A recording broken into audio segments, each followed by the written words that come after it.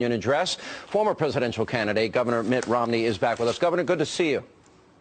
Thanks, Sean. Good to be with you again. All right, you heard Ed's report. Sounds a little confrontational to me, and the president will use unilateral executive action. He's done that before, not enforcing immigration law, changing the Obamacare law itself, recess appointments when they're not in recess. Do you think that's a good strategy? Well, I guess he's trying very hard to get something done. He really didn't have an agenda for his second term, and he's groping to find one and to try and show some degree of progress on some kind of an agenda. But frankly, if there's not legislation passed, it doesn't have a long life associated with it. Obviously, another president can take things in a different direction. Congress can step in and write a law that takes things in a different direction. You're not accomplishing a real legacy as a president unless you can work with people in both parties, knock some heads together if they have to be knocked together, or work on a more collaborative basis, but solve the problems we have. Immigration is one of them. Work together with Republicans to come up with something which can be acceptable by people in both parties. You know, Governor, think about this. I mean, it's just really a little over a year later, and we're now at a point where 63% of Americans are not confident that he can make the right decision for the country, and more importantly, most Americans do not see him as honest and trustworthy. Those numbers did not exist when you were running against him in 2012. Why do you think it's changed so dramatically just in a little over a year? Well, actually, just during the election month or so, there was a sense that somehow the economy had turned around, everything was getting better in a big hurry. And so people felt very positive about what was happening in the country. In the year that's followed, we realized the economy really did not turn around as people had hoped for. And at the same time, I think the revelation that the president's campaign promise that if you like your health insurance, you can keep it, when they found that that was not true, that the president had been dishonest on that point, the American people, I think, saw him in a very different light.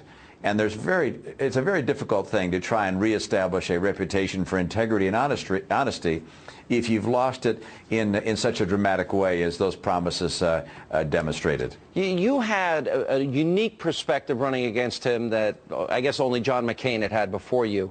But you got to spend more time with him and see him up close and personal. I'd made my impression early on that he was a rigid ideologue, remains today, which is why maybe he doesn't have the instincts of Bill Clinton to pivot, to switch, to admit he's wrong, and to try something new and different. When you were with him alone, personally, when you saw him up close, what did you see? Well, you know, I'm not going to describe what he said to me, but we had a meeting together in the White House after the election, and I laid out the things that I thought were important for the country and for him. My own view is that, look, this guy's the president of the greatest country on earth at a time when America is sliding internationally, sliding economically, where people are hurting, where there are more poor in this country. The number of people on food stamps has exploded. The number of people in the middle class that are having a hard time making ends meet. All these things are happening under his watch. You know, it's interesting. You made some comments that made a lot of news comparing him to Putin over the weekend. What did you mean by that? Well, what I said was that with regards to Syria, Putin has outmaneuvered President Obama. Look, on the international areas, Putin has not only dealt with Syria in a way that made the president take second fiddle, but the New START treaty is also an enormous win for Russia. Under the New START treaty that the president signed and heralded, Russia ends up with 2 to 3 times as many nuclear warheads as we have. I mean, the president, I think, has been outmaneuvered on the world stage by President Putin. But by the way, President Putin is a terrible president. He's a thug. He's killed, from what we can tell, I don't know that I want to accuse him of killing, but there have been members of the media that have disappeared, and opposition voices have disappeared, have been put in jail and so forth. This is not a good guy. Our president's a lot better president than President Putin, but it breaks my heart to watch President Putin outmaneuver him on the world stage. Oh, it's happening there in the Middle East. Russia now has a foothold in the Middle East that they hadn't had for decades, and certainly it's troubling the alliance with Iran. It's funny, a lot of people wrote me over the weekend because they released this movie. You were followed for a considerable period of time, you and your family, throughout the campaign. And more than a few people said, well, why didn't we see this side of Mitt Romney? before the election. I want to play a small part of it, and this is when you got news that you weren't going to be the next president, and everyone had the same feeling. Would you have won had people been able to see maybe another side of you? Let me air this for you. I just can't believe you're going to lose. Yeah. So what do you think you say in a concession speech?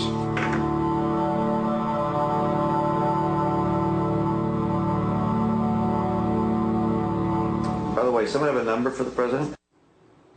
You know, does anyone have the number for the president? But it also shows you with your family in the snow, rolling around, and the boys, and the fun, and all these different things.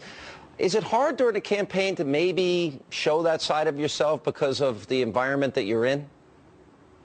Well, there's no question but that we failed as a campaign to do that as effectively as we'd like to have.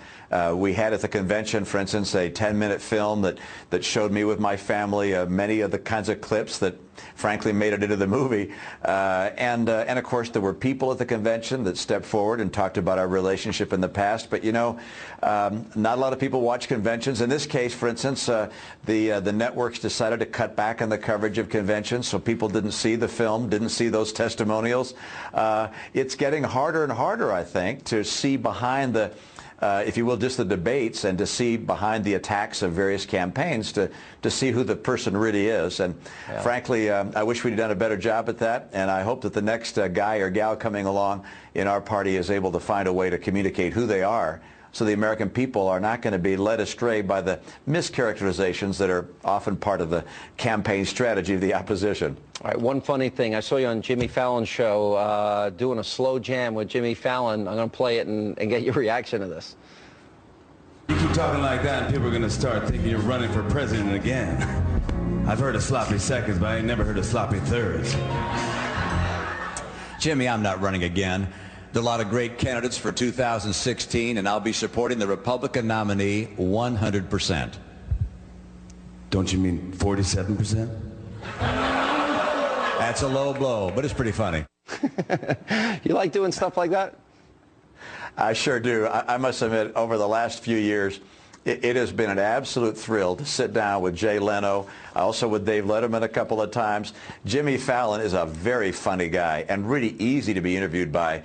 I'm going to miss Jay Leno, I got to tell you, though. He's been a remarkable friend, and I don't know what his politics are, but just a really good guy. So that's part of the fun of running for president. You get to meet some of these extraordinarily famous people, see how tall they are, see what they're like in real life. I've met you, for instance. We spent time together. That's a lot of fun. Well, you know what? It just shows another side. I'm with you, though. I'm a big Leno fan. I wish he wasn't leaving late night, although Fallon's really good.